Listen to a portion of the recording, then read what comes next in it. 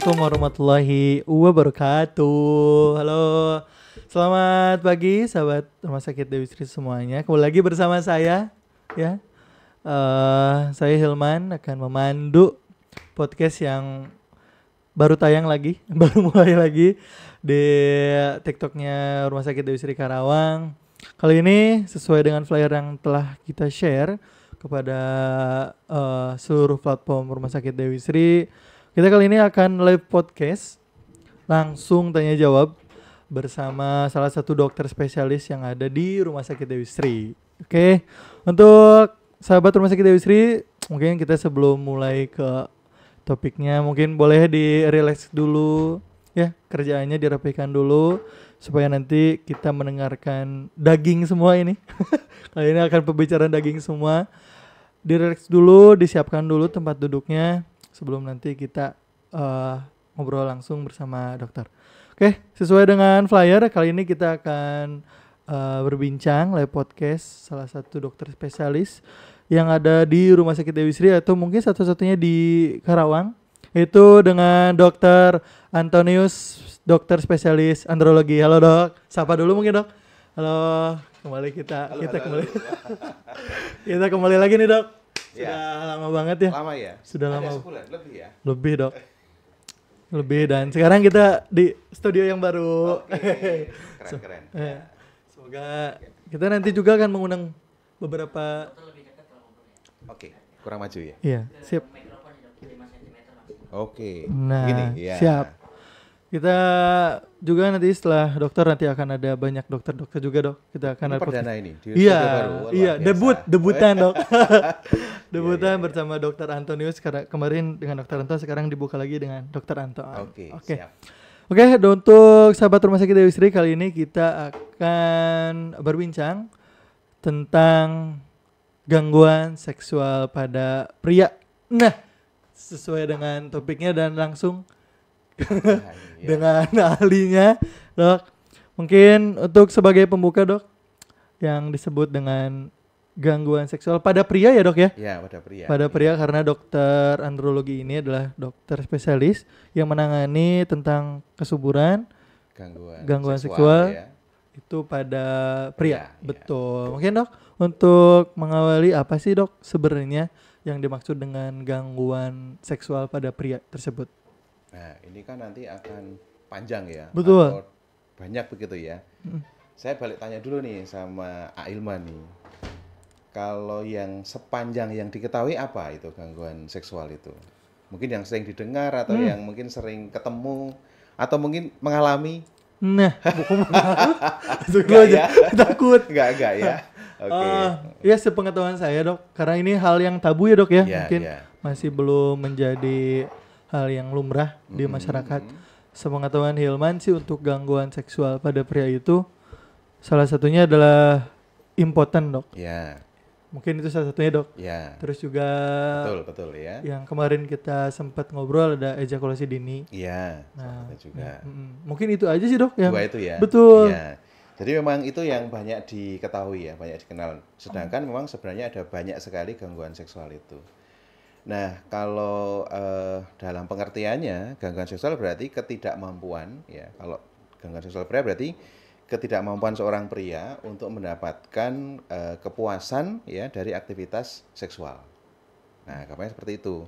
Nah, tapi kalau merunut pada itu kita harus memahami dulu bahwa aktivitas seksual ataupun kegiatan seksual itu akan melalui beberapa tahap.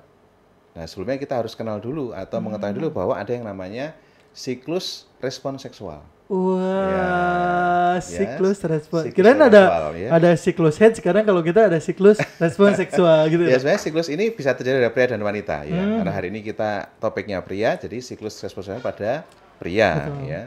Nah, saya hari Senin nih, pada di kantor gimana ini? Harusnya malam Minggu ya. Iya, waktunya longgar gitu ya. Betul. Kan asik ini malam-malam gelap-gelap gitu kan Sambil ngomongin. nobar dok sama pasangannya. Iya. Oke. Nah, kembali ke siklus tadi. Jadi siklus itu kan suatu urutan ya. Urutan atau putaran begitu ya, cycle ya. Jadi pertama yang akan muncul saat ada rangsang seksual itu adalah fase excitement. Jadi kita terangsang nih, ada rangsangan kita menanggapi tubuh itu terangsang. Ya, jadi misalnya kita melihat wanita cantik begitu ya, ya normal ya laki-laki melihat wanita cantik, seksi gitu ya, lalu kita bangkitkan gairahnya. Nah, fase itu bisa berlanjut bisa tidak. Misalnya kita ketemu di kondangan ya, bahkan nggak bisa ngapa-ngapain ya, ya sekedar melihat menikmati saja. Jadi fase pertamanya excitementnya ada. Nah, lalu nanti masuk fase kedua, fase plateau namanya. Jadi rangsangan itu terus menerus. Nah, ini beda cerita ini. Misalnya di rumah digoda sama istri ini ya, keluar dari kamar mandi pakai handuk aja nih. Wah, kita kan gairahnya muncul nih. Kemudian kesempatannya ada. Misalnya malam nggak ada pekerjaan sudah beres semua, itu berlanjut ke hubungan tadi. Nah, yang terjadi adalah nanti akan terjadi fase memanjang dari rangsangan tadi, termasuk aktivitas seksual di situ, ya. Lalu setelah itu nanti fase orgasme namanya. Jadi rangsangan itu lama-lama akan mencapai puncaknya. Saat orgasme itu pada pria biasanya disertai dengan ejakulasi. Biasanya ya, tidak semua, karena nanti ada gangguan seksual yang ternyata tidak ada ejakulasi. Jadi orgasmenya ada tapi tidak keluar spermanya. Lalu yang terakhir fase resolusi namanya. Jadi ereksi atau tadi bangkitan tadi akan mencapai puncak orgasme lalu dia akan turun lagi. Saat turun itu sudah tidak peka terhadap rangsang. Ya mau digoda-goda mau diapain dia sudah tidak bisa. Harus menunggu fase resolusi ini selesai. Jadi ibaratnya orang makan sudah kenyang ya, nunggu lapar dulu. Kalau belum lapar, mau dikasih makanan yang enak juga tidak kepengin. Karena dia harus lewat dulu fasenya itu, baru dia akan naik lagi. Gitu. Jadi fasenya ada 4 tadi, itu yang perlu dipahami dulu. Nah, nanti masing-masing tahap itu bisa terjadi gangguan seksual tadi. Jadi ada gangguan itu di masing-masing tahap itu ada tadi, gangguannya. iya, betul. Jadi ada yang mentok di 2, ada yang mentok di 3 gitu ya dok ya? Iya, jadi satu misalnya gairahnya nggak lanjut, gangguan hasrat namanya. Ada dok? Ada, ya ada ya. Jadi ada yang datang ke poli ya, berkunjung ke poli memang merasa bahwa gairahnya menurun. Jadi dulu itu kalau ketemu istri pengennya ya langsung gitu ya, ditabrak begitu aja ya. Tabrak apa tubruk ya? Kalau tabrak kan kayaknya keras ya, tubruk lebih romantis gitu ya. Nah, merasa dalam 3 bulan terakhir atau 6 bulan terakhir kok menurun ya, lihat istri itu kayaknya kok biasa-biasa saja. Nah, itu gangguan hasrat ya. Lalu yang kedua tadi yang disebut tadi betul, gangguan ereksi atau disfungsi ereksi ya. Rangsangannya ada. Ya, istrinya sudah tampil menarik menggoda begitu ya. Kok nggak ada koneksi ya? Hasratnya kepengin, tapi penisnya tidak ada gairah, tidak ada aktivitas atau tidak ada reaksi, ya gangguan ereksi namanya. Maaf. Nah, lalu yang, bentar kayaknya kabelnya kepencet nih. Nah, sudah masuk ya. Lalu tadi gangguan ejakulasi betul. Jadi sudah berhubungan ya. Tapi ejakulasinya memendek bisa, jadi cepat ya. Jadi di luar yang diharapkan, ini belum kepengennya masih lama kok udah keburu keluar, yang kita sebut ejakulasi dini ya. Lalu ada yang justru memanjang, ya sudah memanjang itu sampai dibolak-balik ya, kanan kiri atas bawah nggak mau ejakulasi. Oh itu ada. Termasuk gangguan juga? Gangguan juga, sampai pinggangnya sampai sakit ya. Lama-lama berhenti ya, jadi aduh saya udah capek dong, nggak kuat lagi, ternyata berhenti, padahal dia mengharapkan mendapatkan orgasme ternyata tidak berlangsung ya. Lalu yang ketiga itu gangguan 4 ya berarti tadi, yang keempat tuh gangguan nyeri ya. Jadi saat hubungan bisa saja timbul nyeri akibat proses hubungan yang tidak gangguan seksual tadi. Nah, biasanya lebih sering ke wanita memang ya, dispareni, vaginismus itu wanita, kalau pria jarang ya gangguan nyeri, kecuali memang ada kondisi-kondisi yang terkait dengan itu. Itu pendahuluannya ya. Sudah panjang pendahuluannya. Sudah panjang banget. Karena memang pembahasannya memang harus kompleks ya dok ya. Iya betul. Karena baru tadi diketahui bahwasanya dalam siklus laki-laki itu ada 4 ya dok ya, dan gangguan seksual pada pria itu ada di masing-masing siklus tadi. Iya. Dan itu pasti penanganannya beda-beda ya dok ya. Ya, nanti kan kita perlu mencari dulu latar belakangnya atau penyebabnya dulu. Apa? Ya, nanti kalau penyebabnya diketahui, diperbaiki, kita harapkan nanti akan kembali pulih lagi. Oke. Nah, itu kan baru tahu nih dok kita untuk siklus dan juga macam-macam gangguannya seperti apa. Ini ilmu mahal ini. Mahal ini. Ini makanya daging semua dok. Ini kalau nggak di Rumah Sakit Dewi Sri nggak dibagi-bagi. Betul sekali.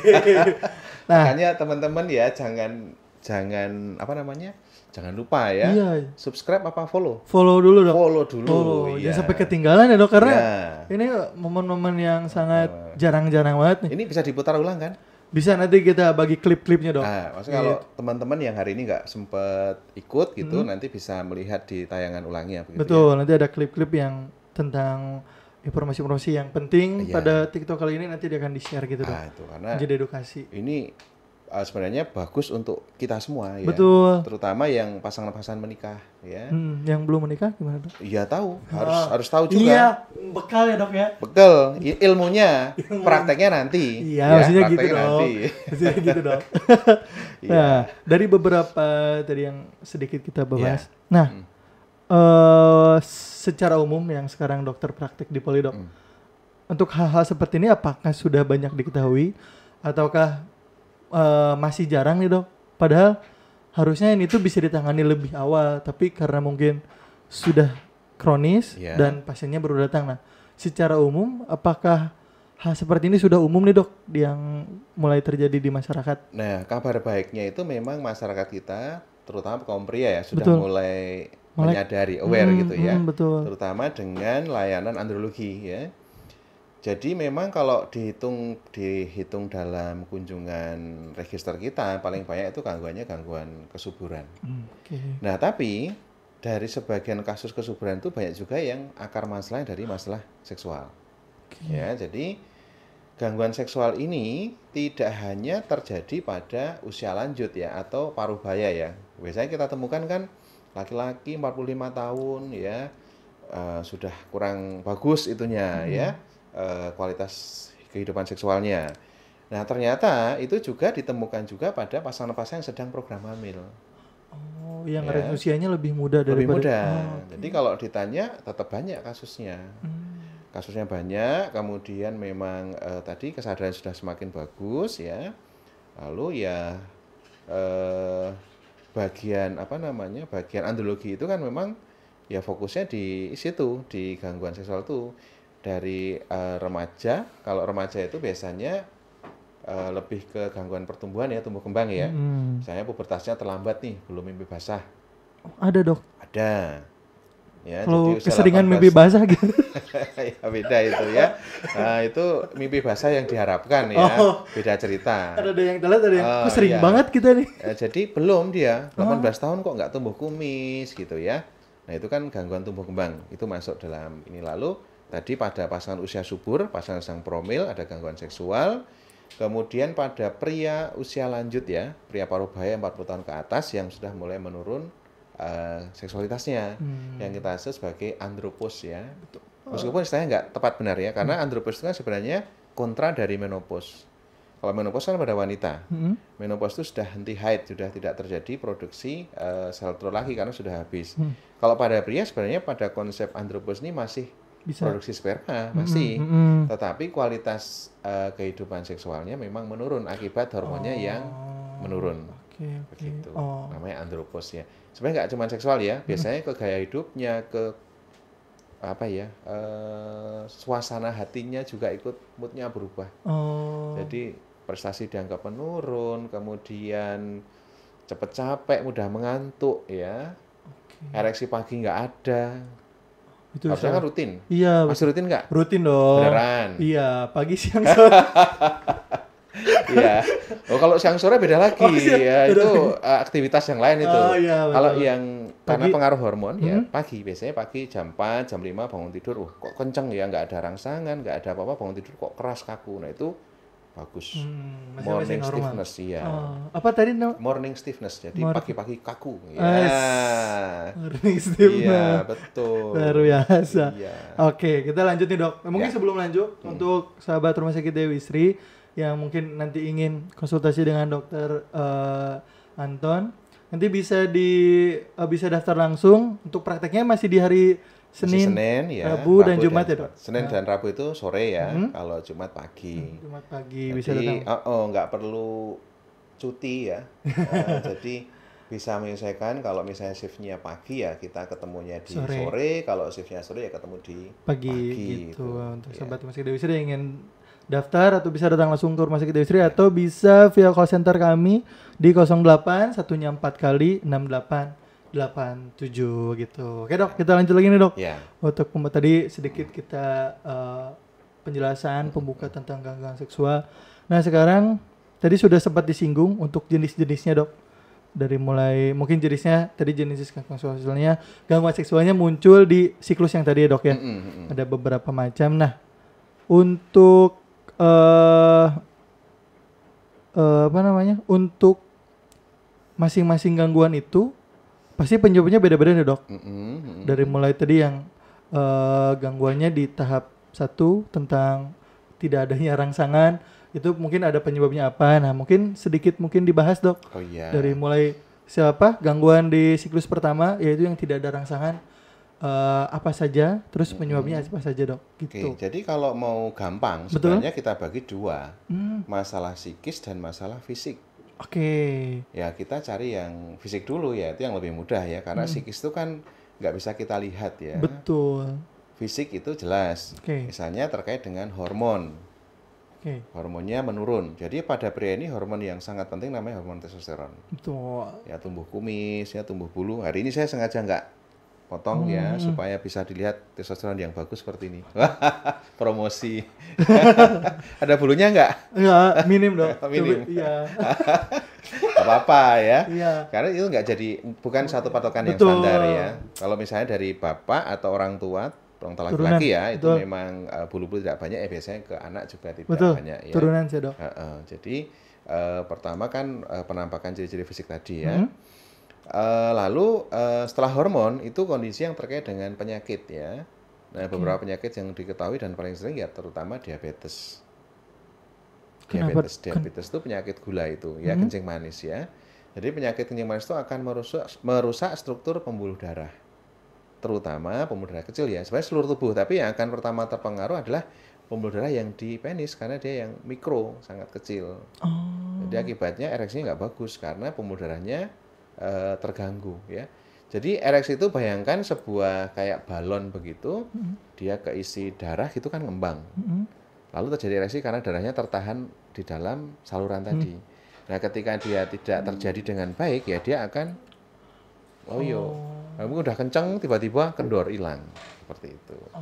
Jadi terkait dengan penyakit ya, atau jatuh atau benturan di tulang belakang misalnya. Jadi jalur saraf itu kan lewat tulang belakang, tulang ekor nih ya. Betul, begitu ini terganggu bisa saja terjadi aliran informasi rangsang tadi yang tidak terjadi dengan baik. Kemudian terkait dengan kebugaran. Ya, kebugaran itu kan larinya ke gaya hidup ya. Begadang, merokok, alkohol ya, tidak pernah olahraga, kelebihan berat badan ya. Semua aktivitas itu butuh badan yang bugar, termasuk aktivitas seksual. Ya, kalau kita nggak bugar ya tidak akan bisa menjalankan fungsi tadi dengan baik. Itu yang secara sederhana dibagi seperti itu ya. Lalu yang psikis tadi, nah ini yang memang agak sulit untuk digali ya kalau kita tidak memiliki kemampuan komunikasi yang baik, karena kadang-kadang pasien itu sungkan untuk cerita. Ya. Karena masih tabu yang tadi dok ya, masih bingung. Kalau tabu mungkin iya, tapi mungkin lebih kepada ini ya, kayak ada rahasia yang memang nggak ingin disampaikan begitu ya.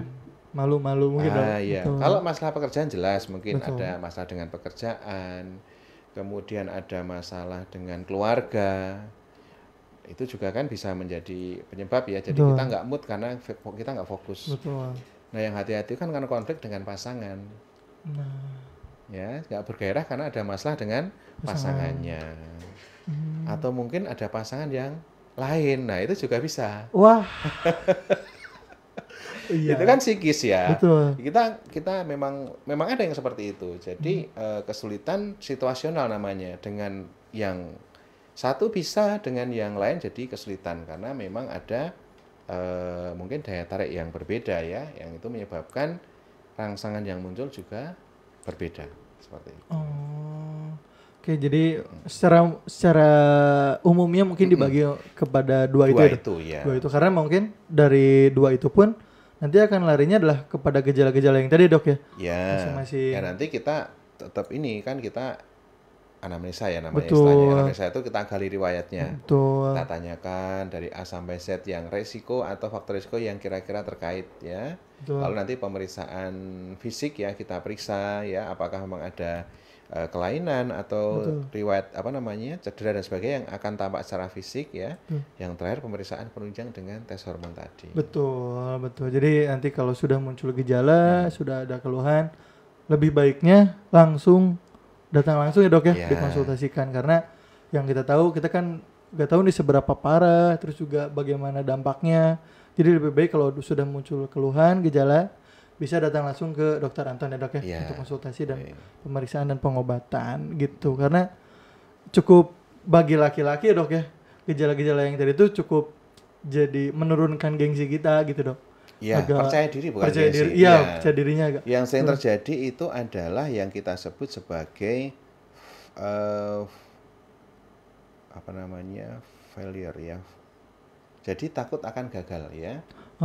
Fear of failure. Fear of failure. Ketika seorang pria mengalami kesulitan saat hubungan ya, pada kesempatan pertama ya, nanti pada kesempatan kedua dia sudah setengah hati ya. Jangan-jangan terulang lagi ya. Udah khawatir ya. Karena khawatir itu benar kejadian ya. Jadi kayak teori afirmasi itu ya. Betul. Jadi kalau kita khawatir itu yang akan datang ya hal yang negatif ya. Betul. Tapi kalau kita percaya diri kan sebaliknya yang positif betul. Ya. Nah itu benar. Yang pertama nggak bisa, yang kedua khawatir beneran nggak bisa. Nah, udah yang ketiga sudah udah runtuh kayak dunia ya, kayak malu mau ngajak istri takutnya nanti gagal lagi. Tapi di satu sisi kok ada hasrat masih yang perlu dituntaskan ya. Jadinya kondisi itu akan membuat psikisnya yang lebih dominan nanti. Awalnya mungkin capek aja, pulang kerja capek, dipaksa hubungan. Bukan dipaksa ya, dipaksa itu kan kalau seolah dari pasangan ya. Betul. Kita kepengin banget tapi capek ya, kita coba ternyata nggak berhasil. Lalu khawatirlah muncul, lalu nanti yang banyak dominan ya biasanya harus sesi khawatirnya. Gitu. Padahal secara hormonnya kita cek bagus, riwayat sakit nggak ada. Ternyata yang lebih dominan sisi psikisnya. Dan itu pun harus dikonsultasikan ya, Dok ya? Ya, karena kadang-kadang para pria ini tidak menyadari latar belakangnya atau penyebabnya apa. Jadi fokusnya hanya di kegagalannya. Tapi mencari atau merunut penyebabnya mungkin kan tidak kesampaian ya. Jadinya yang berputar-putar di dalam ini kan gagal itu aja. Gitu. Baru tahu saya, Dok. Kadang perlu cerita kan. Betul. Kalau ada istilah laki-laki tidak bercerita itu tidak tepat sebenarnya. Iya. Laki-laki tetap butuh teman curhat ya. Betul. Nah, silahkan kalau masalahnya adalah masalah laki-laki, curhatnya ke saya. Keraton ya. Promosi ya. Ke Dewi Sri ya. Rumah sakit Dewi Sri Karawang. Betul. Ya, silahkan datang. Langsung kepada ahlinya gitu. Dijamin puas ya dan privasi. Betul. Jadi tempat praktek ya perlu saya sampaikan kalau saya dalam praktek tidak didampingi oleh perawat ya, kecuali sesi pemeriksaan. Jadi ketika kita diskusi atau melakukan informasi terkait kondisi sakitnya itu betul-betul hanya dua arah, hanya saya dengan pasien atau mungkin dengan istri yang mendampingi. Tapi kalau sesi pemeriksaan, saya kalau tidak ada istri, saya mengundang Pak Warman ya, asisten saya untuk masuk ke dalam sebagai saksi. Wah iya, karena saya kan melakukan pemeriksaan dalam ya. Nanti kan informasi yang keluar nanti, wah Dokter Anton pegang-pegang alat vital begitu kan. Wah ini kan nanti jadi viral ya. Tapi kalau ada saksi di dalam, jadi memang itu bagian dari terapi. Jadi kita harapkan pasien juga bisa menerima dengan baik dan proses pemeriksaan juga berjalan dengan baik gitu. Pokoknya tetap aman, nyaman dan privasi. Privasi ya, Dok ya, penting.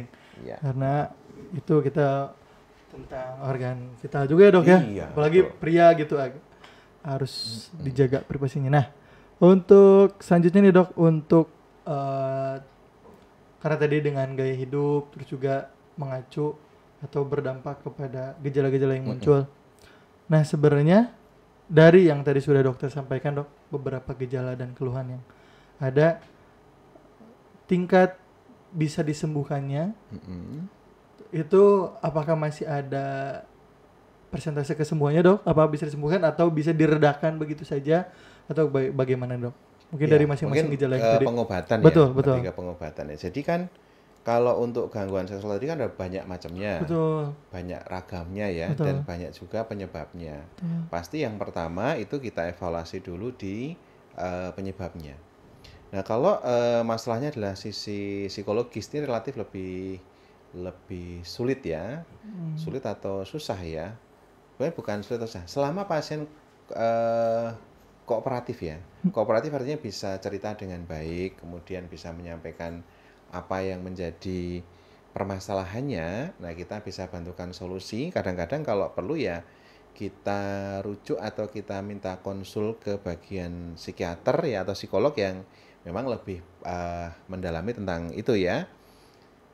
Selama itu bisa, itu akan relatif lebih mudah ya. Tapi kalau tadi tidak terbuka, tidak menutup diri ya mungkin akan menjadi sulit karena metode pengukuran kan nggak ada. Kita nggak tahu sebenarnya ada masalah apa enggak gitu ya.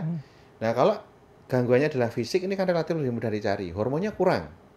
Ya, level hormon pria itu testosteron itu sekitar 250 sampai 800 ya dengan rata-rata di angka 500. Kalau nilainya di bawah nilai rujukan, oh ini dari hormon. Tembak aja dulu hormonnya. Itu biasanya ya. Biasanya terjadi pada pria-pria dengan usia lanjut ya. Bukan lanjut, paruh baya. 45, 50 itu ya mulai. Karena puncak hormon ini kan usia 30 tahun. Setelah 30 tahun dia akan berangsur-angsur menurun ya. Tapi di 30 sampai 40 biasanya belum ada keluhan. Setelah 40 baru dia muncul. Nah, lalu kalau terkait dengan penyakit ya, kalau cedera tulang belakang atau diabetes ini harus hati-hati. Karena mungkin tata laksananya tidak hanya di gangguan seksualnya. Harus ada tata laksana pengobatan pada penyakit dasarnya, terutama diabetes ini.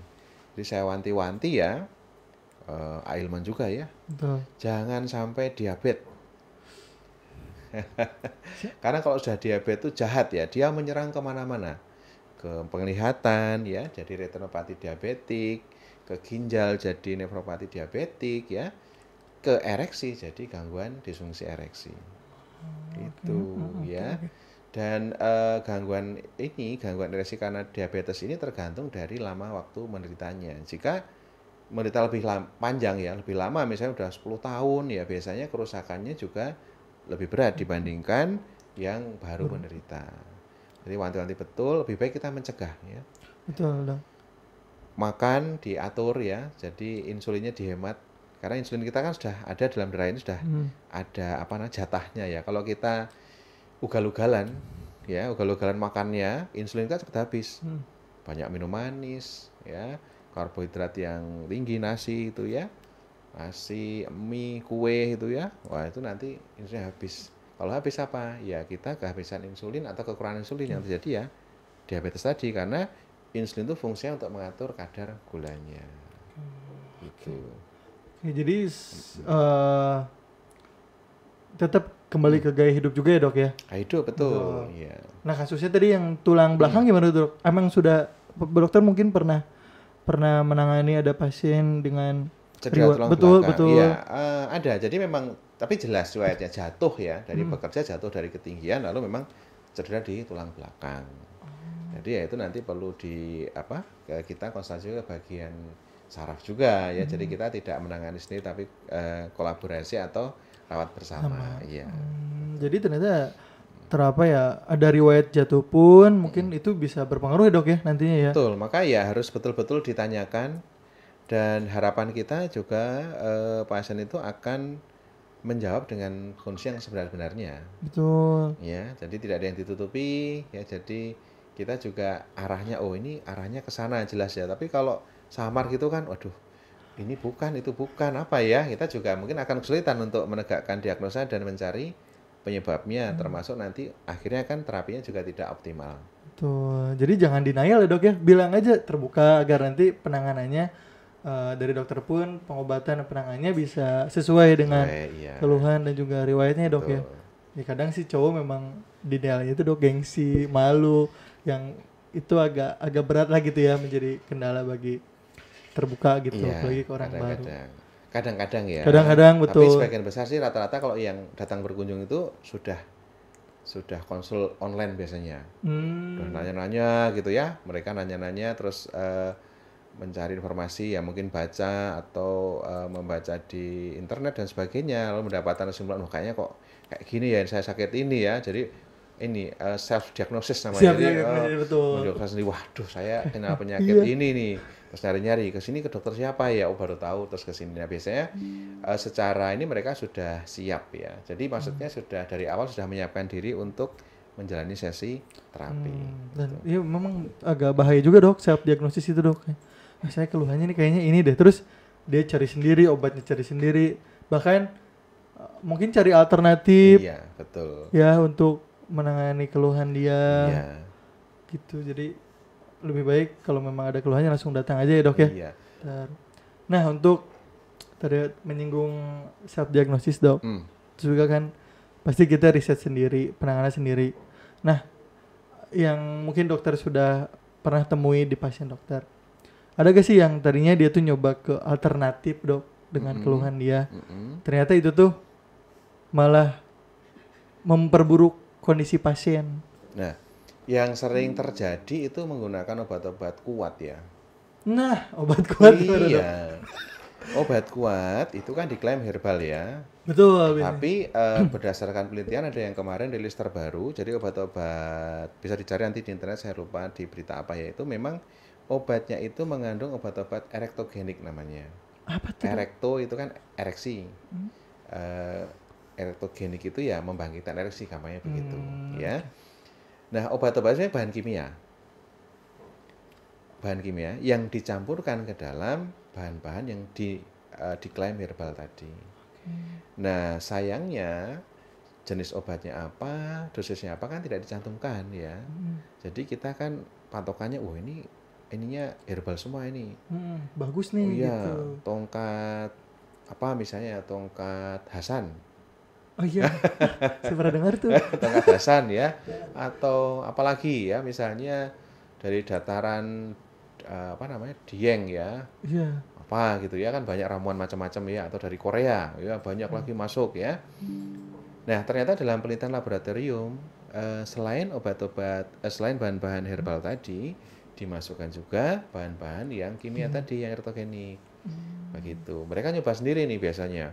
Saya sudah minum ini dok obat kuat, 1 kali bisa, 2 kali bisa, 3 kali mulai nggak bagus, yang keempat saya minum tidak ada efeknya.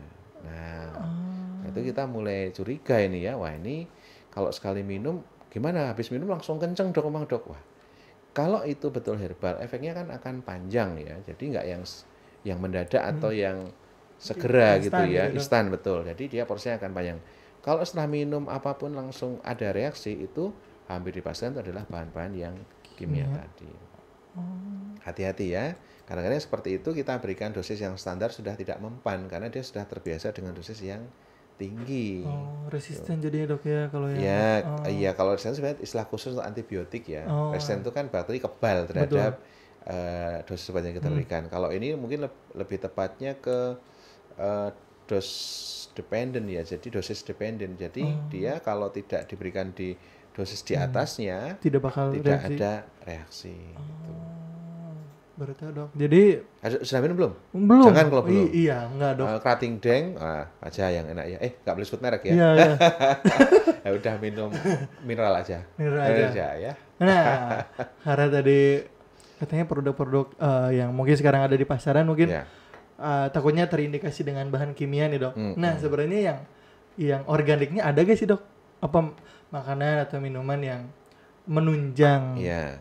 atau bisa menjadi apa ya, obat yang alami untuk diri kita, untuk keluhan yang tadi yang bisa dikonsumsi sama pasiennya? Ada ya, ada memang beberapa produk ataupun herbal begitu ya yang diteliti.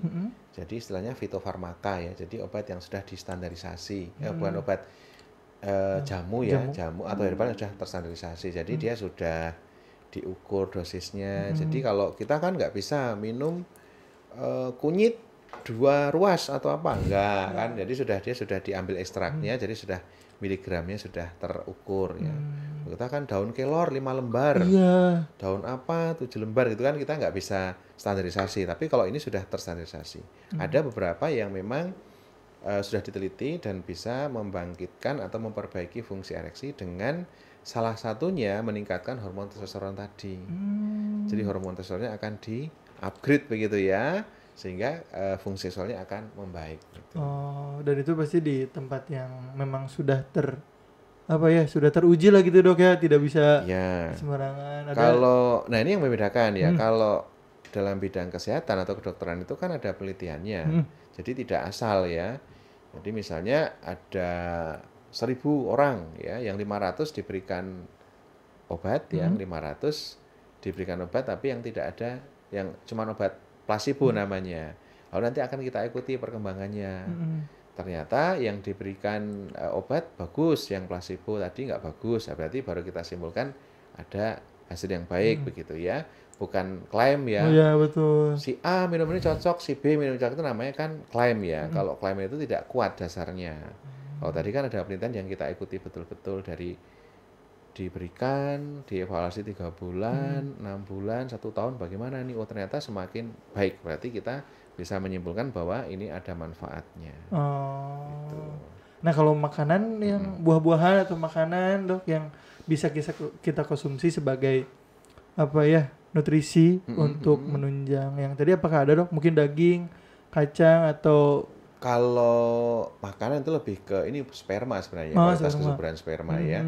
Ada beberapa yang termasuk kategori afrodisiak yang bisa meningkatkan gairah gitu ya. Kayak misalnya yang sering kan daging kambing muda gitu ya. Tapi ya memang efeknya pada setiap orang bisa berbeda ya. Ada yang setelah makan juga memang merasa lebih hangat, badannya lebih gairah. Tapi ada yang biasa-biasa aja. Kalau kekenyangan malah ngantuk nanti ya. Enak ini ya, daging kambing muda, sate, enak-enak. Habis makan 2 piring, wah malah nggak jadi hubungan, kekenyangan, ngantuk. Tapi ternyata memang daging kambing pun memang bisa ya dok ya, karena ada kandungan di dalamnya yang bisa. Ya memang tetap masih kontroversi ya, masih bukan kontroversi, iya dan tidak, dan tidak bisa kita samakan efeknya pada setiap orang. Baru tahu. Nah kalau ginseng katanya dok, ginseng? Ya itu saat yang dari Korea tadi kan ginseng ya. Korea tidak tahu tumbuhnya di Korea apa ginseng tumbuh di Indonesia kan nggak jelas juga. Kadang ini ginseng Korea, tapi ternyata mungkin budidayanya bukan di sana, karena kan unsur hara atau zat-zat yang dalam tanah itu kan setiap daerah bisa berbeda. Betul. Jadi sama-sama tumbuhannya A, antara yang tumbuh di kita di Indonesia daerah tropis sama di daerah lain yang mungkin 4 musim ya, mungkin akan berbeda kandungannya. Gitu. Tapi memang yang biasanya sih yang klaim itu adalah ada kandungan ginseng di dalamnya, senegi. Iya, ada yang ginseng, ada tongkat ali ya, iya, kan itu ya. Betul. Ada lagi apa kemarinnya saya baca ya, purwoceng ya. Ada. Nah, itu ada di Dieng kalau nggak salah, dataran tinggi Dieng itu ada tanaman purwoceng namanya. Nanti saya ke Dieng nih. Bikin teh ya, teh daun itu. Teh daun apa ya kalau nggak salah purwoceng itu. Tapi itunya teh gitu dok. Iya.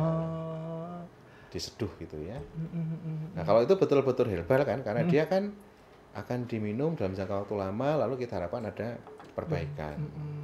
Bukan yang diminum ngeteh pagi terus selang 2 jam langsung, wah ini hati-hati. Jadi memang yang organik, yang alami memang reaksinya cukup panjang ya dok ya, tidak langsung instan. Jadi kalau memang langsung instan ya harus waspadai ya dok ya. Betul. Saya tidak mengatakan semua betul. Tapi memang beberapa penelitian menunjukkan seperti itu. Jadi kita lebih baik waspada. Gitu. Ya kalau memang lebih bagusnya lah kita merubah gaya hidup ya dok ya. Tidak pakai obat-obatan gitu kalau memang diperlukan. Oke. Kita lanjut dok. Tadi tentang gaya hidup. Nah untuk dampak kepada kesuburan ya dok, kan tadi juga mungkin dokter sudah pernah menjumpai pasien-pasien yang keluhannya pertama tentang kesuburan, ternyata setelah ditarik akar masalahnya ternyata ada gangguan seksualnya nih dok. Ya. Betul. Nah seberapa impactnya seberapa besar, kemudian juga yang pertama harus diobati itu apakah gangguan seksualnya dulu atau bisa langsung ke Kesuburannya, kesuburannya, betul. ya. Nah, jadi perlu dipahami ya bahwa yang dimaksud gangguan kesuburan itu di dalamnya salah satunya ada klausul tentang syarat-syarat hubungan seksual tadi. Jadi Kesuburan. gangguan kesuburan itu atau infertilitas itu ketidakmampuan pasangan untuk hamil setelah hubungan rutin selama 1 tahun tanpa alat kontrasepsi. Hubungan rutin yang dimaksud adalah hubungan seksual yang dimaksud rutin 2-3 kali dalam seminggu. Itu. Kalau dia tidak bisa melakukan fungsi itu, maka terjadilah gangguan kesuburan. Sehingga tadi penting banget kualitas seksualnya. Jadi saya tanya pasti, mungkin ada yang risih juga ya. Ngapain sih dokter nanya-nanya hubungan gitu ya? Karena memang hubungan itu menjadi salah satu kunci keberhasilan kehamilan. Kalau kita hubungannya rutin, tapi sebulan sekali dok, lah kok sebulan sekali? Suami saya kerja di Jakarta, pulangnya sebulan sekali. Ya itu nggak rutin namanya. Maksudnya bukan rutin sesuai kriteria ya. Rutin kan sebulan sekali. Atau yang suaminya kerja di offshore misalnya, di Kalimantan, di tambang, pulangnya di tambang 4 minggu, di rumah 2 minggu. Jadi pas pulang pas hubungan. Ya bisa saja pas pulang kan nggak pas masa subur, jadi nggak bisa terjadi pembuahan begitu ya. Nah, kembali ke tadi pertanyaannya seberapa impact-nya gitu ya. Nah, pasti impact sekali karena akan mempengaruhi transfer sperma dari pria ke pasangannya. Jadi sebenarnya kan hubungan seksual ini pada konsep kesuburan hanya sarana untuk transfer sperma dari pria ke wanita pasangannya untuk membuahi sel telurnya. Pertama, gangguan hasrat. Ya nggak jadi hubungan dong. Nggak ada hasrat kok lihat istrinya udah dandan, udah harum ya, udah pakai baju yang seksi begitu ya, melengos aja. Atau main HP, malah asing nge-game misalnya. Wah ini gangguan hasrat ini ya. Oh iya, perlu dipahami bahwa gangguan ini biasanya menetap ya. Menetap selama 3 bulan baru disebut sebagai gangguan. Tadi saya belum sampaikan ya. Jadi kalau hari ini semangat, besok kok nggak semangat ya mungkin karena capek. Hari ini hasratnya nggak bagus tapi besok pagi sudah kembali hasrat lagi. Mungkin karena hari ini sedang banyak pekerjaan diselesaikan. Jadi itu adalah kondisi-kondisi yang wajar ya. Tapi kalau dalam 3 bulan tiap kali diajak hubungan nggak mau, nggak kepengin, nggak pernah ngomongin atau kadang-kadang goda-goda toel-toel istri. Udah menikah belum? Oh belum ya. Nggak tahu ya berarti. Jadi ya. nggak tahu dok. Ya kan kalau ini toel-toel istri ya di dapur istrinya masak toel itu kan sebenarnya wujud apa ya? Wujud gairah tadi ya. Karena kedekatan tadi ya toel-toel dan sebagainya. Lalu gangguan gairah lari ke gangguan ereksi misalnya. Hubungan setiap kali hubungan tidak berhasil ya, mungkin tidak berhasil membangkitkan ereksi, jadi kepengennya ada tapi kok nggak connect gitu, nggak mau terjadi reaksi ya. Atau sebaliknya sudah bagus nih, udah kenceng, begitu tengah-tengah hilang tahanannya, gembos ya. Ada. Jadi gangguan ereksi kan sebenarnya 2, ketidakmampuan membangkitkan ereksi atau ketidakmampuan mempertahankan ereksi. Dan sekali lagi ini terjadinya menetap ya dalam 3 bulan kurang lebih. Kalau dari per definisi kan 3 bulan menetap ya, itu baru dikatakan. Kalau misalnya malam ini hubungan bisa, besok sore nggak bisa.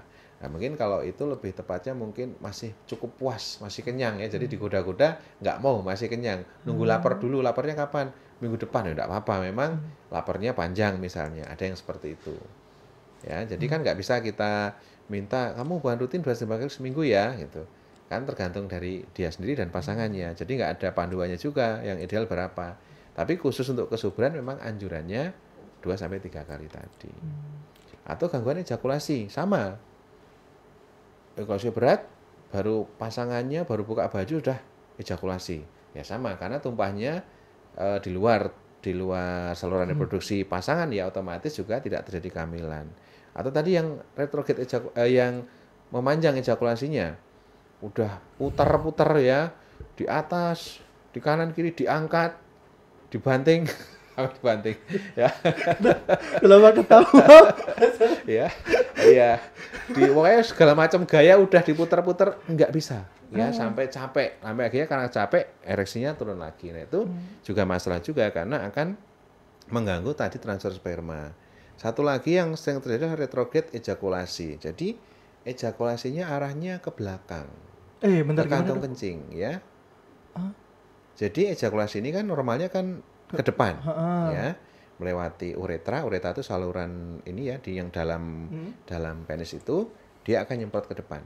Tapi ejakulasi ini salah arah, jadi arahnya ke belakang ke kantong kencing. Itu gimana? Oh ada, kemarin saya baru ketemu kasusnya. Di kita dok, di sini.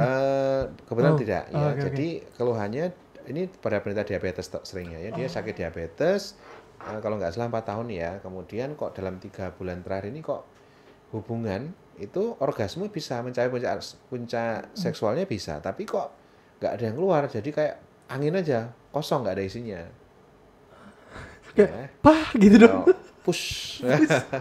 Push gitu ya. Terus saya tanya, ini kalau habis hubungan kencingnya bagaimana? Apakah ada perubahan? Iya dok, kayak ada lendir gitu. Oke, kita cek namanya post urinalysis post ejakulasi. Jadi pasien kita minta untuk melakukan hubungan atau masturbasi ya, lalu nanti kencingnya ditampung. Kita cari sperma dan ternyata ada. Jadi kalau dia kencing itu keluar tuh dok. Itunya Iya, jadi cuma campur dengan karena kan dia balik arah itu balik ke kantong kencing. Jadi begitu dia kencing ya, pipis begitu, si sperma itu ada di dalam kencingnya. jadi kalau kencing dia keluar, tapi kalau ejakulasi dia Nggak masuk. bisa, karena mekanisme di dalam itu kayak klep begitu ya, yang mengatur arah itu tidak berjalan dengan baik. Jadi dia nembaknya malah ke belakang. Dan jadi dan nanti berarti tumpahnya itu bareng sama kencing gitu, sama pipis dok. Ya, jadi dia bukan kembali, dia kan ke atas ke arah kantong kencing ya. Dia diam di situ menunggu saat kencing. Saat kencing biasanya dia agak keruh begitu ya. Ya, agak keruhnya nggak bisa dipastikan, Betul. nggak jadi patokan ya. Betul. Patokannya tetap kita cari sperma dalam cairan kencing ada tidak. Kalau dalam cairan kencing kita ketemu sperma, ya itu dipastikan bahwa dia terjadi retrograde ejakulasi. Dan itu pasti menurunkan kualitas sperma ya dok kalau seperti itu. Oh iya, kan campur sama air iya. kencing kan rusak. Iya. Iya. Tidak bisa membuahi karena Betul. kan nggak ada pas hubungan push angin ya. Nah, iya. Ya, kita sebut juga dry orgasm. Orgasme kering. Jadi orgasme tapi kok nggak ada yang keluar. Cairan ejakulasinya kok nggak ada. Oke. Soalnya saya pernah dengar salah satu podcast. Dry orgasme pernah? Enggak, Oh, bukan. Oh, oke. Kaget. Kaget, saya juga kaget ya. Pernah mendengar dari salah satu podcast. Ya. Ada yang namanya dry orgasm itu dong. Jadi tidak keluar, cuman dari yang saya tangkap dari obrolan mereka itu katanya itu mah kehabisan sperma gitu. Jadi karena keseringan masturbasi atau keseringan berhubungan, ketika salah satu ejakulasinya habislah katanya gitu. Ternyata ada juga yang namanya yang tadi dok ya. Iya. Ada mekanisme Retrograde ejakulasi ya. Dan itu harus tindakan berarti dok ya kalau terjadi seperti itu. Kembali ke faktor penyebab yang utama ya. Kalau pada kasusnya diabetes ya, ya diabetesnya harus tangani dulu. Saya minta untuk dikonsulkan ke bagian penyakit dalam dulu untuk penanganan ininya diabetesnya. Oke. Kaget banget ternyata ada yang seperti itu. Ada. Ternyata memang dari kondisi tubuh kita pun cerminannya adalah bagaimana kualitas kesuburan dan juga kualitas seksual kita ya dok ya. Betul. Oke, nah untuk yang kedua, berarti segala macam tadi gejala-gejala tadi dok, keluhan-keluhan tadi, apakah masih bisa disembuhkan dok? Atau bagaimana tingkat keparahannya? Nah, kembali ke penyebab tadi ya. Kalau tadi kan yang saya sampaikan kalau dia masalah psikis itu relatif lebih ya bisa dikatakan mudah, bisa susah ya. Betul. Kalau sepanjang kooperatif bisa digali dengan baik, biasanya lebih mudah diperbaiki. Karena biasanya yang terkena masalah psikis ini yang pasangan muda. Mungkin ekonominya belum mapan, ya pekerjaan belum mapan, ya kemudian tuntutan pasangan dan sebagainya itu kan sesuatu yang wajar pada awal-awal pernikahan ya, belum settle lah begitu ya. Biasanya itu lebih mudah diatasi selama jujur ya. Tapi tadi kalau dia gangguannya yang diabetes, kemudian yang ada cedera tulang belakang dan sebagainya, itu masalah utama kan di situ. Itu diperbaiki dulu. Ya, kita tetap optimis bisa diperbaiki ya. Tetap, berarti kuncinya optimis, terbuka dan juga kooperatif ya dok ya Ya. pada saat konsultasi. Sama dukungan pasangan ya, saya tekankan. Oh, Dukungan pasangan. betul, Jadi betul. pasangan ini harus tahu kondisi suaminya dan menemani saat Pengobatan. pengobatan ya. Saya sering ketemu pasangan yang datang berdua itu saya senang. Jadi istrinya itu support. Support sistemnya jalan. Iya, Insya istri Allah. mendukung, ayo berobat, lalu kita sama-sama itu nanti suami akan secara mental akan Terbangun. apa ya? Yang jelas nggak drop ya, dia ada Betul. partnernya, ada yang support, ada yang mendorong begitu, Betul. membantu ya. Beda cerita kalau suami datang sendiri, repot itu ya. Kadang mana istri, saya tanya istrinya kok nggak diajak, istri saya nggak mau dok, intinya saya suruh berobat, nanti kalau sudah sembuh baru mendekati istri lagi gitu ya kan. Untuk proses kesembuhan kan butuh Ditemani, butuh. butuh mencoba ya. Betul. Nah kalau nggak mencoba dengan istri, dia mencoba dengan siapa nanti man? Nah, iya betul. Terangkan ya. Saya tekankan ya, ini kan proses pengobatan ya. Betul. Jadi tidak mesti langsung berhasil ya. Jadi kita perlu mencoba memperbaiki. Jadi dukungan pasangan perlu, misalnya kita berikan obat lalu nanti di rumah coba hubungan. Kalau berhasil jangan patah semangat. Ini masih dalam proses untuk mencari dosis ataupun obat yang tepat gitu ya. Nah kalau kadang istrinya nggak mau, ya udah minum obat dulu sampai sembuh baru Datang lagi. gitu kan. Suami mau mencoba di mana kan, pengen istrinya langsung tok cer gitu ya. Padahal kan aku belum tahu bagus apa enggak, dia nanti malah bisa kemana-mana ya. Betul. Gitu. Jadi ternyata dukungan Itu dari negatifnya betul, ya. betul. Tapi kalau posisinya ngajak buat pasangan-pasangan ini untuk datang bersama-sama ya. Jadi dukungan pasangan itu penting karena membuat pria percaya dirinya akan kembali naik lagi. Betul sekali. Luar biasa. Kenapa Anda ketawa? Ada apa? Saya sering dicengin. Hah? Jangan-jangan di ruangan ini ada yang mau konsul ini. Oke. Tadi mungkin pertanyaannya sudah beberapa terjawab dok. Iya.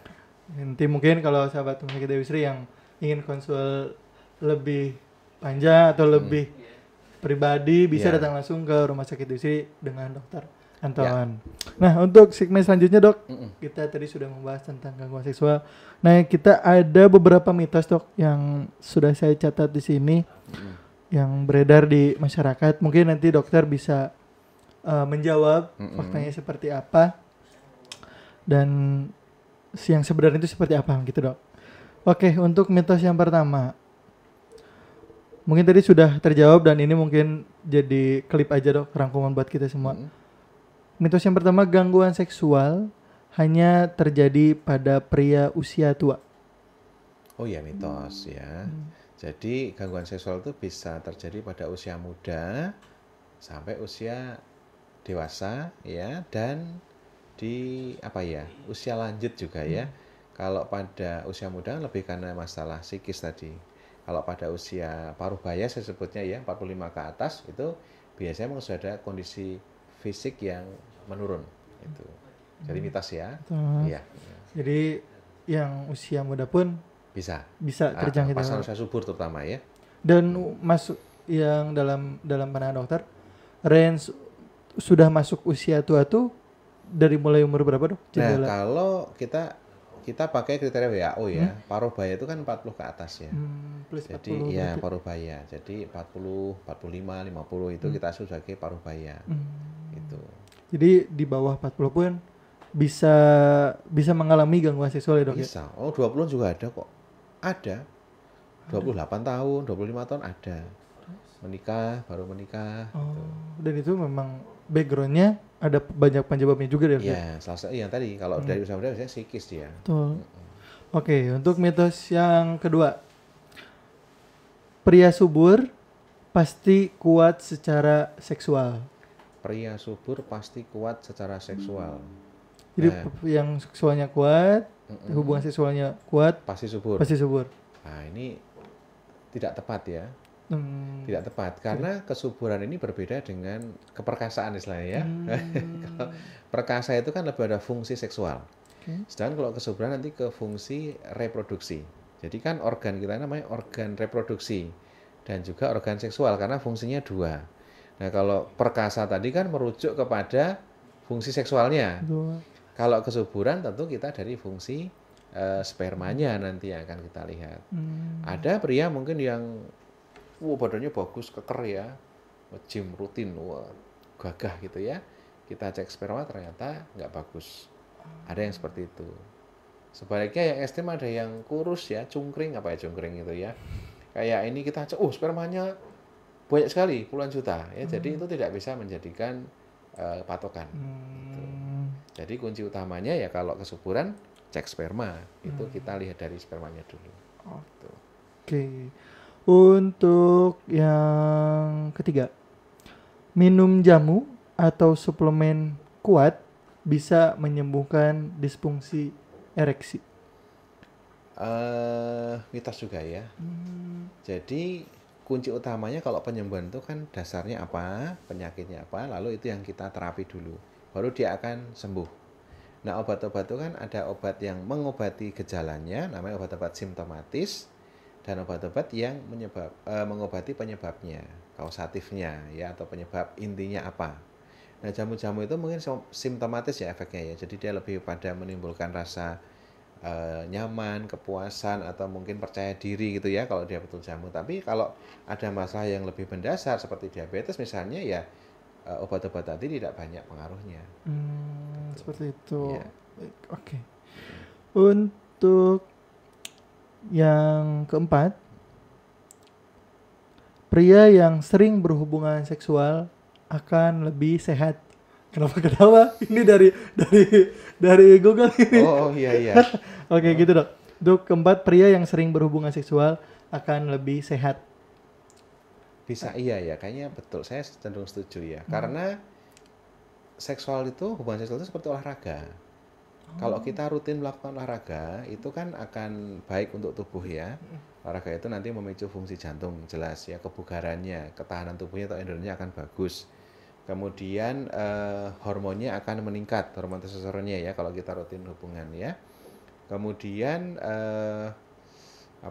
yang jelas ikatan atau bonding dengan pasangan juga baik. Itu dari sisi psikisnya. Jadi kalau dia hubungan seksual yang bagus, jadi badan sehat tadi ya, kalau saya setuju. Ya. Betul ya dok ya? Nah, tapi rutinnya tadi harus didefinisikan kembali ya, karena setiap pasangan itu beda-beda. Ada yang sehari sekali masih kurang, sebenarnya 3 kali.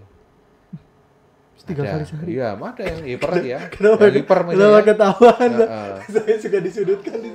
Ada yang seminggu sekali mungkin cukup. Jadi patokannya apa? Dengan pasangan. Jadi dikomunikasikan. Kalau yang satu memang hasratnya tinggi, tapi yang satunya cenderung santai, begitu ya cari titik tengahnya. Cari jalan tengahnya. Betul, supaya yang satu merasa tidak terbebani ya, yang satunya tidak merasa tidak terpenuhi. Betul. Gitu.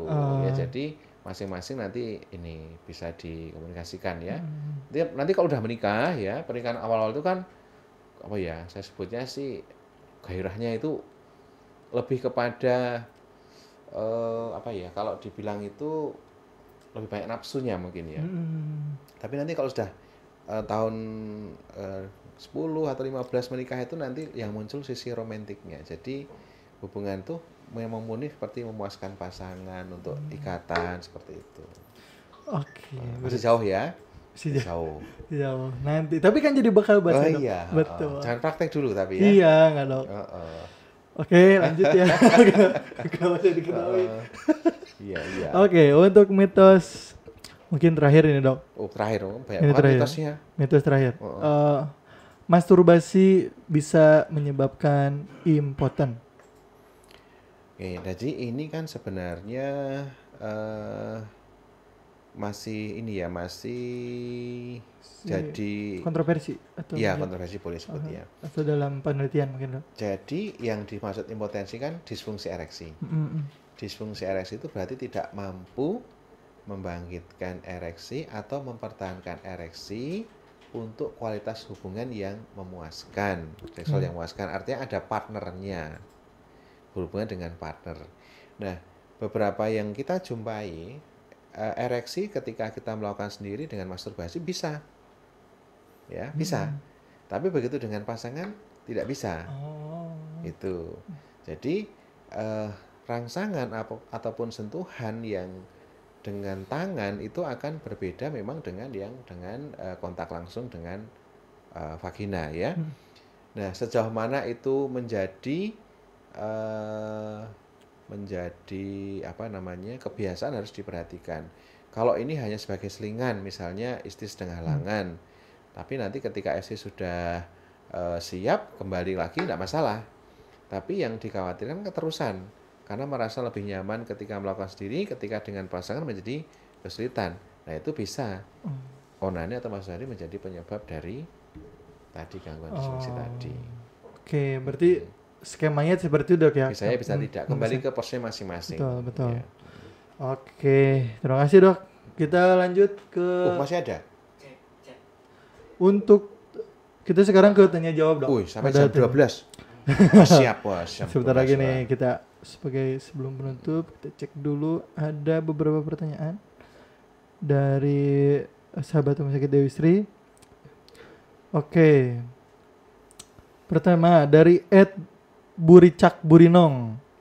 Dok, kalau gangguan ereksi karena diabetes bisa diobati tidak? Nah, tadi yang kita bisa ini ya. Dok, ya? Jadi mungkin pertama, Buricak Burinong. AA ya. Apa? Nggak tahu nih dok, anomali nih dok. Oke.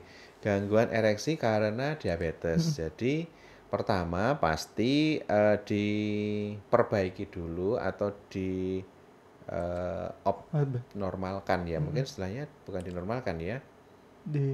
Kadar gulanya distabilkan ya. Jadi ini kan terjadi akibat kadar gula yang tinggi sehingga dia merusak ke pembuluh darah. Jadi nanti kunci pertama adalah penanganan dulu di diabetesnya. Ya. Sambil diabetesnya nanti kita terapi untuk gangguan ereksinya. Nah, selama diabetesnya belum terkendali ya, kadar gulanya masih tinggi, maka pemberian obat-obat untuk ereksi tidak efektif atau optimal. Gitu. Jadi artinya kuncinya adalah diabetesnya harus diredakan dulu ya, betul, dinormalkan dulu ya. Oke, untuk selanjutnya dari Ed No1. Dok, di testis saya ada bendulan kecil berwarna agak kuning, tapi tidak merasakan sakit sama sekali. Itu apa ya dok? Bendulan kecil warna kuning. Ya agak kuning, tapi tidak merasakan sakit. Tidak merasa sakit ya. Itu kayaknya harus datang ya dok ya? Ya, harus dicek lagi, diperiksa ya, dipastikan apakah tambah besar apa enggak. Ya misalnya bulan kemarin kayaknya kecil kok sekarang tambah gede ya. Misalnya apa ada perubahan warna kulit ya, atau ada pembengkakan ya.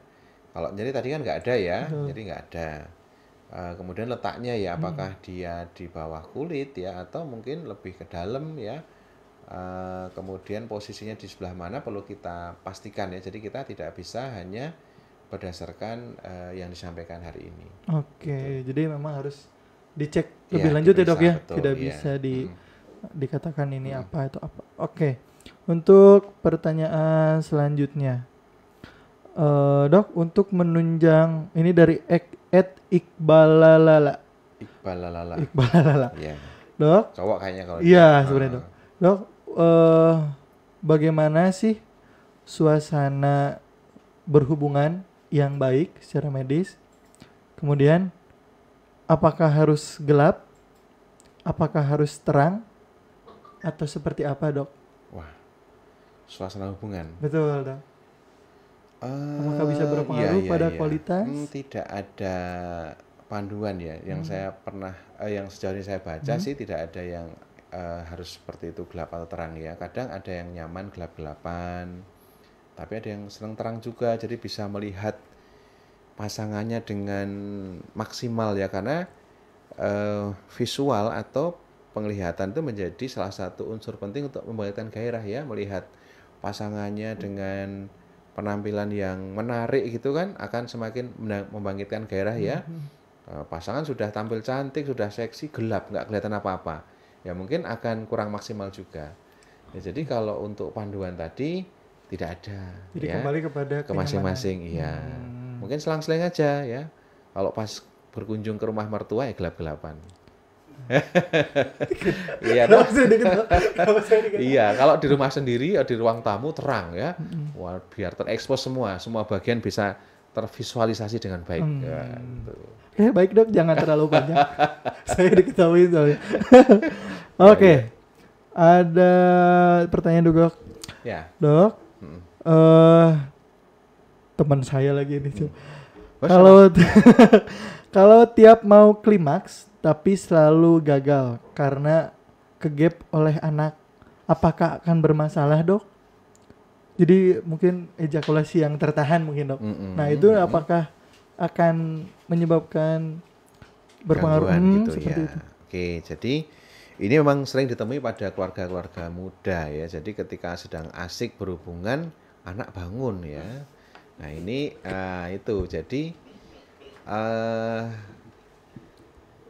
salah satu solusi ya atau apa ya namanya hal yang bisa dicoba ya. Jadi kita pisahkan ya. Kita punya ranjang khusus untuk anak ya, yang mungkin bisa tidak jadi satu dengan ranjang orang tua ya.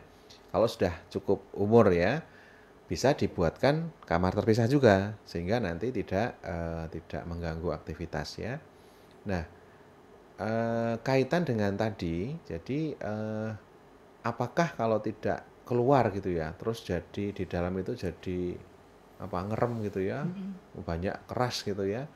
Jadi terus nanti terjadi penyakit ya sebenarnya enggak ya. Hanya mungkin kan secara psikis kan kepuasannya jadi tidak maksimal ya. Jadi emosi dok. Nah, emosi ya. Sudah tinggal di ujung balik lagi ya. Aduh. Tapi nanti biasanya kalau dalam kurun waktu nggak lama nggak hubungan ya dia akan keluar sendiri lewat mimpi basah biasanya ya. Atau diserap lagi oleh tubuh. Jadi tidak masalah. Oh diserap lagi Nah, itu. iya, karena kan itu akan terjadi reaksi Di kerusakan. refund gitu ya dok ya, di Betul. refund. Ya, jadi kan sperma yang melebihi umur, kemudian dia tidak dikeluarkan, dia akan dirusak oleh tubuh. Dirusak memang dirusak. Mekanisme perusakan ini alami ya untuk diserap lagi oleh tubuh. Gitu. Dihancurkan tapi disimpan apa diambil yang masih bisa untuk tubuh gitu. Oke. Mungkin ini pertanyaan terakhir ya, dok. Dan ini tadi ada beberapa pertanyaan yang intinya tuh satu. eh Dok, kalau materi itu ya. Nah, dok, saya kok lama keluarnya, apakah agak gangguan pada saya?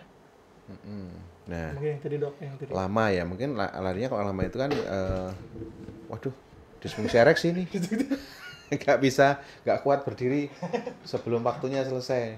Baik, lanjut dok. Ya, waduh loyo nih. Oh iya, Waduh, lanjut dok. mana ini? Oke, jadi tadi pertanyaannya tentang durasi ya mungkin ya. Durasi yang memanjang. Apa dibenerin? Benerin dulu. Lanjut dok. Ada masalah di studio. Stand mic-nya nggak bisa ereksi. Lanjut dok, tadi dok. Oke. Oke. Oh, harusnya saya nengok ke sana ya tadi Iya. ya. Oh, iya. Nah, tentang durasi tadi yang memanjang itu kan tidak ada panduan yang pasti ya. Oke. Kalau ada yang bilang 30 menit tapi juga tidak bisa dikatakan 30 menit. Itu adalah suatu fase di mana hubungan yang terjadi melebihi ekspektasi sebelum terjadi ejakulasi. Sudah kelelahan, sudah capek ya, sudah berbagai posisi tapi ternyata tidak bisa terjadi ejakulasi. Nah, salah satu cara atau solusi yang disampaikan ya, kita mengenali kembali bagian-bagian tubuh kita. Untuk mencari, jadi tubuh kita kan seperti medan atau zona erogenik namanya. Oke. Jadi setiap tubuh itu ada tempat-tempat yang memang menjadi puncak rangsangan.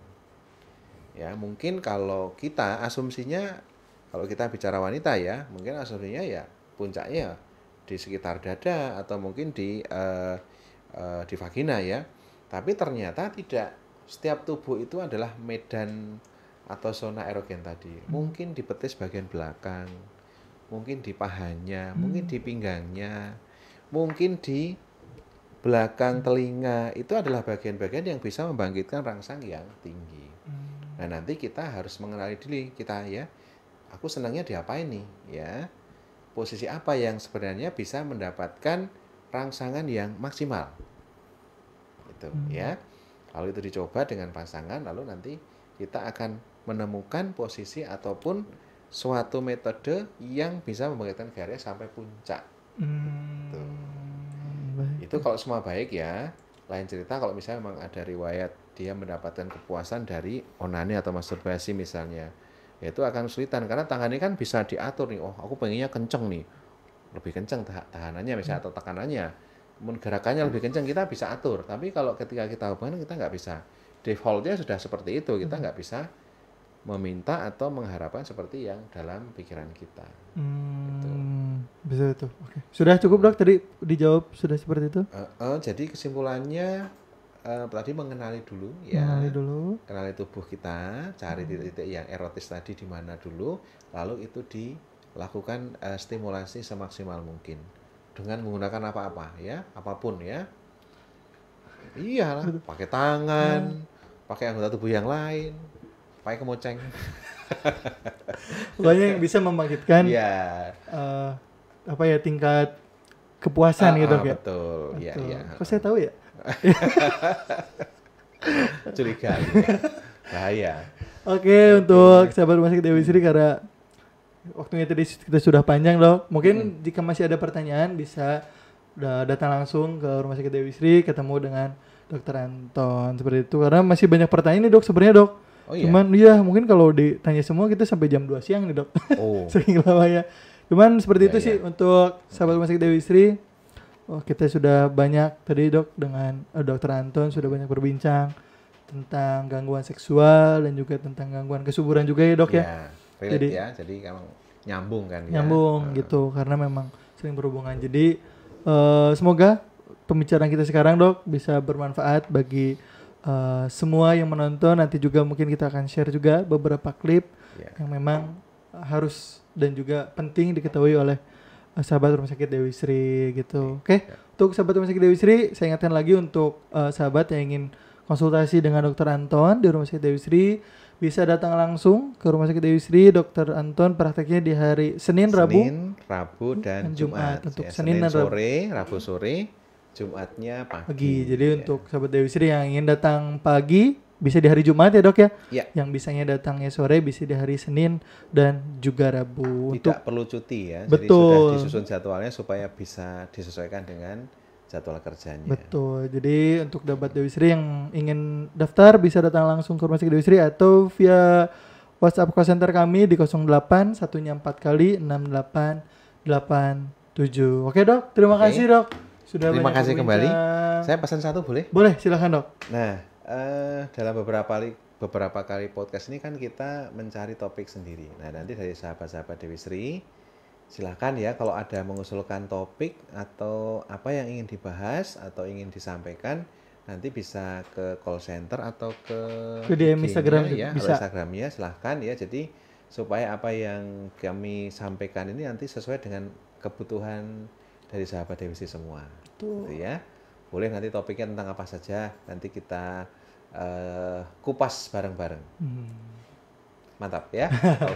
Oke, gitu. Terima kasih, dicatat juga ya untuk sahabat Dewi Sri. Mungkin bisa di kolom komen nanti topiknya apa. Dr. Anton mungkin ada dokter lain yang request dok. Boleh. Bisa duduk di sini kita ngobrol. Ya. Kenapa? Ada banyak request tema dok. Tema ada? Oh sudah ada. Oh iya boleh ya. Nanti kita terjadwalkan ya dok ya. Siap. Terima kasih Dr. Anton. Terima kasih kembali. Sudah menemani kita bersama. Teman-teman semua di studio ini ada 50 orang. 50 orang ini luar biasa. Semoga kita bisa bertemu kembali dok. Kita ngobrol lagi bersama Dewi Sri. Terima kasih. Kami pamit undur diri. Selamat siang. Bye bye.